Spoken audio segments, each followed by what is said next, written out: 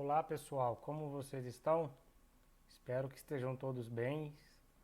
Vamos continuar aqui nossas gravações sobre alguns assuntos que o plantonista veterinário deve saber. Hoje eu peguei aqui dois exemplos aqui de urabdômen e injúria renal aguda. Como vamos lidar com isso no plantão? Geralmente, pessoal, o urabdômen ele vem com casos de traumatismo, né? Então, atropelamento, chute, brigas, né? Brigas é menos comum, porque não tem tanta pressão abdominal assim a ponto de causar uma lesão vesical, né, na bexiga, mas atropelamentos é a principal causa, tá? Principalmente, pessoal, vamos ter atenção quando a gente pega um animal atropelado, principalmente em cães e gatos machos, né? Que a gente está desconfiando de lesão de pelve, porque é muito comum quando a gente tem uma lesão de pelve, a gente ter a dissecção, né, da uretra. Geralmente rompe ali na uretra prostática ou prostática, tá certo? Pode romper. O que é a complicação de um caso desse, pessoal, que eu estou comentando agora com vocês? É que no ultrassom a bexiga vai estar íntegra, ela vai estar cheia. Então o que a gente tem que fazer? Sondar o animal para a gente ver realmente, primeiro, se a sonda passa e segundo, se não tem extravasamento de líquido. Porque vamos lembrar que o cão, né, o gato, os animais, eles têm o esfíncter interno da uretra, que ele fica fechado. Quando ele abre, que a urina sai da bexiga e vai para o pênis, né, para a uretra peniana, ou sai para, no caso de uma fêmea, para a vagina. Tá certo, pessoal? Então essa é a primeira dica que eu dou para vocês, tá? Segunda, outra possibilidade é trauma durante sondagem. Hoje isso é menos comum, né? Eu lembro que durante a faculdade, olha que eu formei em 2012, tinha muita gente que sondava com sonda rígida, né? Hoje é bem comum isso acontecer, tá? Mas é uma possibilidade. E além também dessa possibilidade é pós-operatório, né? De cistotomia, uretrotomia, né? Pode causar aí deiscência de ponto, né? Principalmente em cirurgias contaminadas, tá? Sinais clínicos vai ser anorexia, vômito, dor abdominal e desidratação. Isso para o paciente já com uma evolução clínica, né? Mas quando pega aquele caso agudo, ele vai ter o histórico do quê? Do acidente, tá certo? Exames complementares, raio-x com contraste e ultrassom abdominal. Quem aí acompanha veterinários, né, que trabalham com ultrassom, pode ver que eles falam que o ultrassom abdominal não é padrão ouro para diagnóstico de ruptura de bexiga urinária, gente. Realmente não é, tá? Eu, como vocês sabem, eu trabalho com cirurgia e recentemente a gente teve dois casos de animais que no ultrassom estavam com as bexigas íntegras praticamente, sem líquido livre. Foi feito todo o protocolo e depois de um dia repetiu o ultrassom e viu que tinha líquido livre e encaminhou esse animal para a cirurgia. Tá? E quando no procedimento cirúrgico foi visto o quê? Que a bexiga tinha um pequeno furinho do trauma, tá certo? E raio-x de contraste. O problema do raio-x de contraste é preço, né, pessoal? Tem que fazer uma urografia excretora, né? E isso é caro, né? Não é muito em conta pro cliente, né? Pelo menos aqui na minha cidade. Exames, né? Hemograma pode ter leucocitose com ou sem desvio para a esquerda, né? Azotemia, que é o aumento de composto nitrogenado no sangue, no caso a ureia e creatinina. Vou comentar daqui a pouco uma dica que é dosar a creatinina do líquido, a hiperpotassemia, que é o potássio alto, e a acidose metabólica. Aqui está esse artigo aqui do congresso do ano passado, desse colégio Obsava, né? Que fala que uma relação de creatinina abdominal de 2:1 é praticamente, tem muita alta especificidade e sensibilidade para diagnosticar uroabdômen, tá? Então, dosa o potássio, dosa a creatinina do sangue, dosa a creatinina do líquido. Se tiver uma relação de 2:1, provavelmente isso um uroabdômen, né? E tem também com potássio, tá? Isso é igual, pessoal, quando a gente pega um paciente, para falar em traumatismo abdominal, a gente pega um paciente com hemorragia, né, abdominal, e vamos ver que esse paciente ele tem um caso, né, uma alteração hemorrágica. Se a gente pegar e dosar o hematócrito desse líquido abdominal que a gente pegou por abdominocentese e comparar com o hemograma do paciente, a gente vai ter também uma possibilidade ali de um diagnóstico de lesão hemorrágica, né, de trauma abdominal hemorrágico, certo? Então, continuando, tá? O tratamento do abdômen, primeiro momento, vai ser reposição de fluidos, né? Canular a veia. Como o animal passou por um trauma, né? Grande parte, ABC do trauma, né? Ver as vias aéreas, se não tem lesão, ver se o paciente está respirando, como está o padrão respiratório desse animal. Lembrar, né, pessoal, os padrões respiratórios, né? Que geralmente são tóraco-abdominal, né?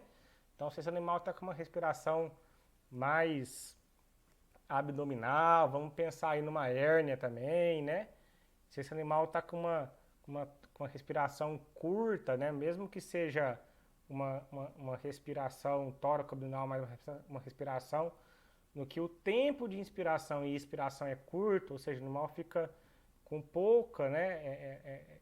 Com pouca movimento da caixa torácica, do abdômen. Vamos lembrar de dor, né? E também lesões torácicas, né? Que pode estar acontecendo, né?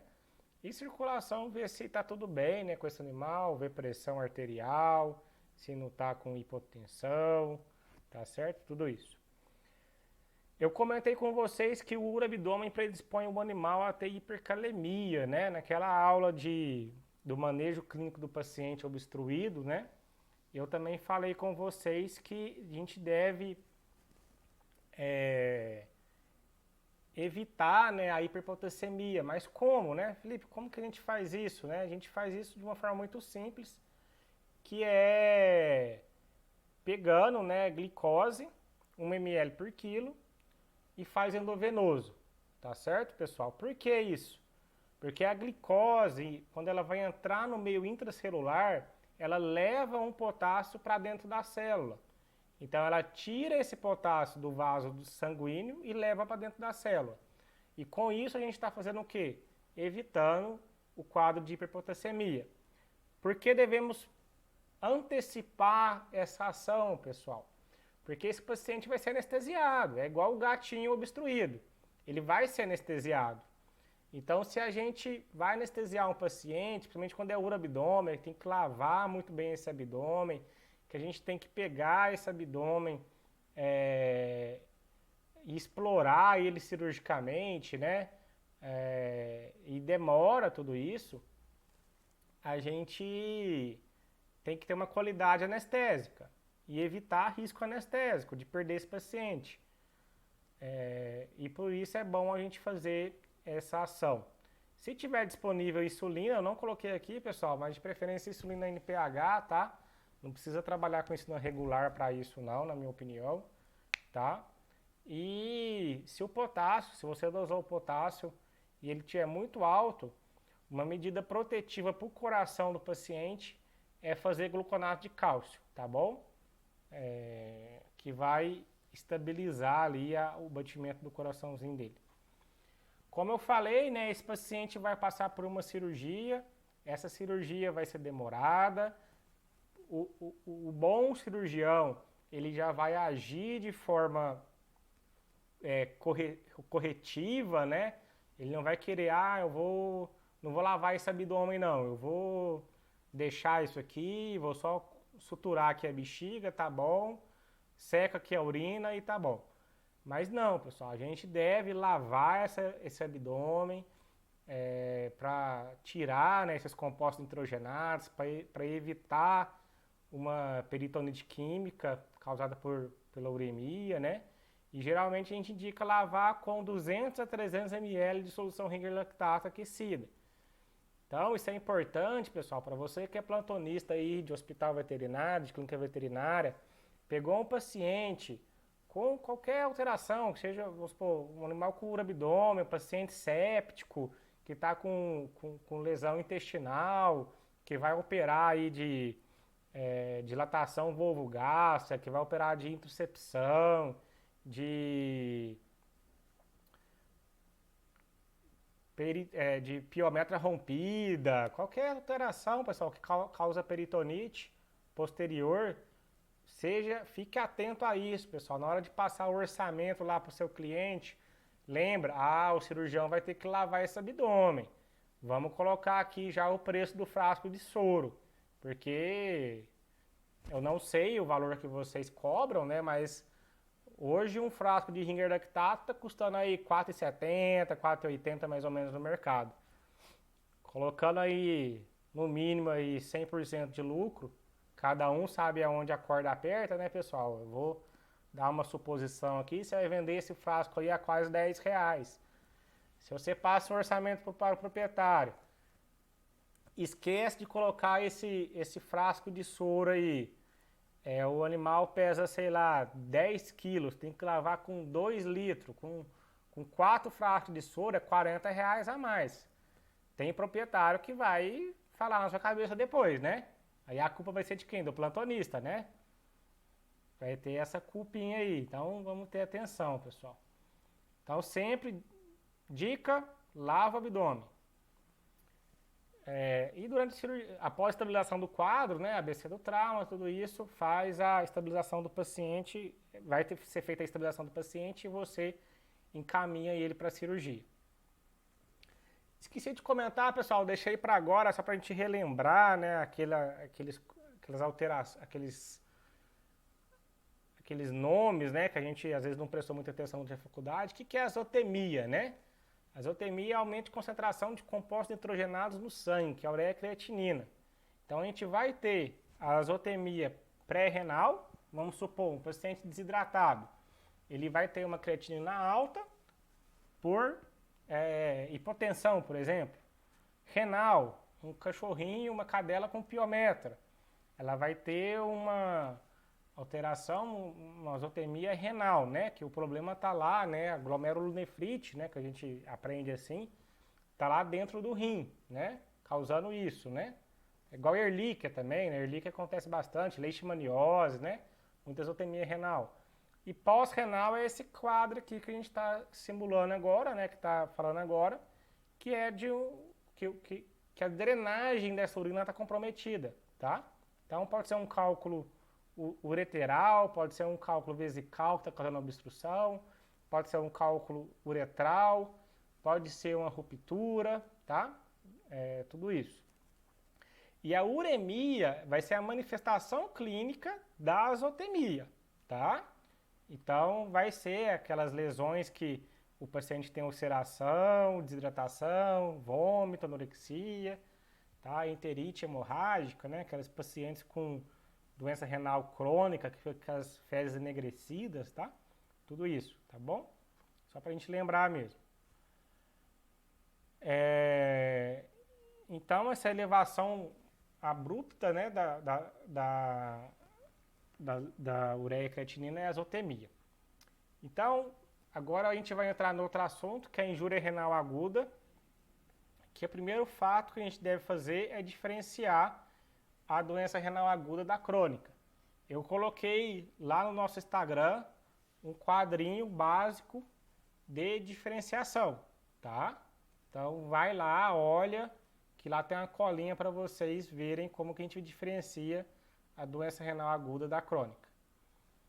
Lembrar que a injúria renal aguda ela tem uma causa, tá, pessoal? É alguma coisa que está causando. Então a gente tem que descobrir aquilo que é, tá? E recuperar o paciente.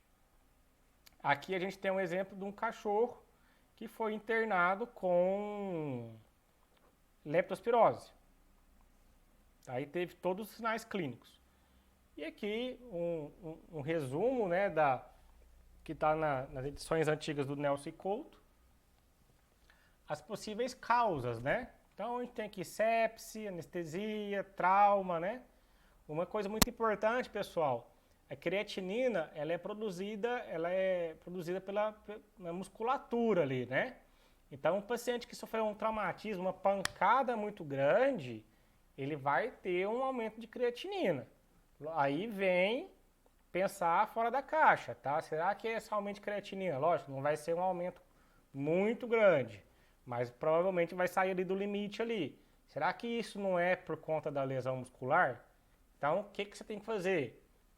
Levantar essas hipóteses junto ao tutor desse animal, internar esse paciente, fazer o protocolo todo da clínica, né, da ABC do trauma, protocolo de paciente com trauma, fazer ultrassom, raio-x de tórax, entendeu? Tudo isso deve ser feito, tá, para diferenciar, ver se não tem realmente nenhuma outra coisa tá causando isso, tá?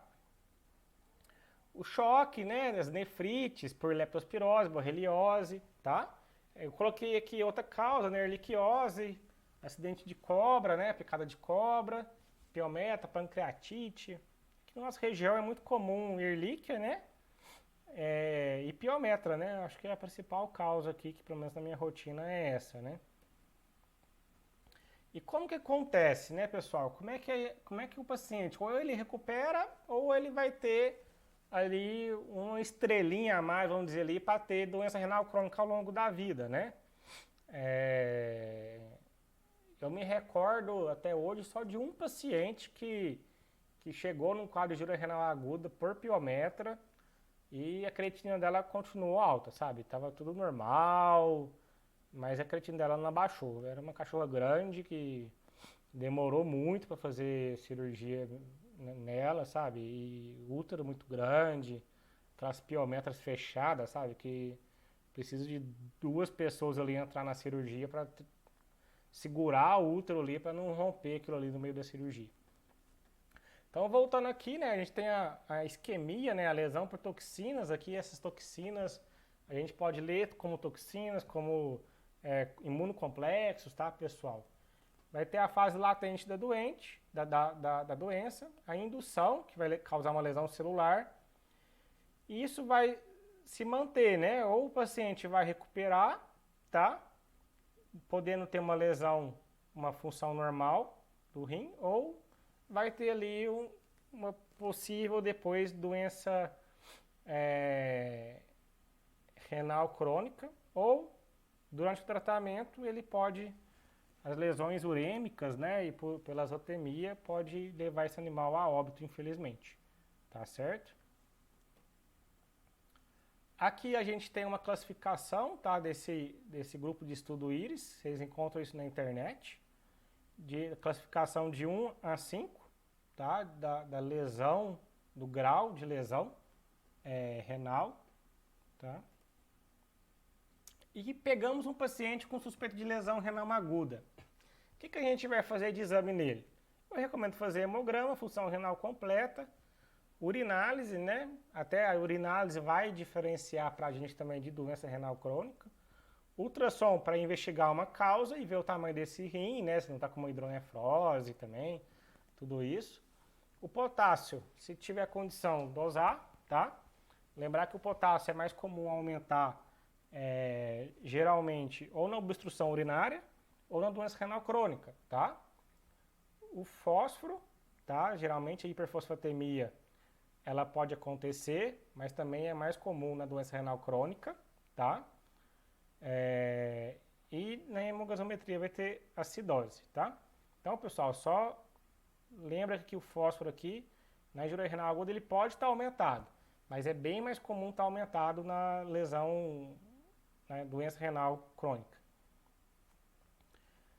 O tutor, né? desculpa, o animalzinho, né? Ele pode manifestar oligúria ou anúria. Esse quadrinho eu peguei lá do nosso Instagram, né? Que quem não tiver, corre lá, tira a foto, salva, né? Tira o print lá para salvar, que é a definição de oligúria e de anúria, tá? Que é o prognóstico, tá? Quando a gente tem um paciente doente renal crônico, isso é que vai ser o prognóstico, tá? Geralmente os animais que têm aí anúria, eles têm um prognóstico mais reservado.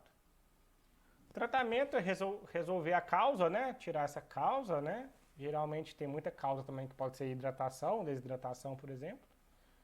Monitorar débito urinário, que é indicado estar maior que 2 ml por quilo por hora. Como que monitora débito urinário, pessoal? Sondando o paciente. Não tem como monitorar débito urinário de outra forma. Lógico, né? Ah, vou pôr fraldinha, vou pesar a fraldinha antes, vou pesar a fraldinha depois. Tá, mas e se fizer xixi, se fizer cocô com xixi?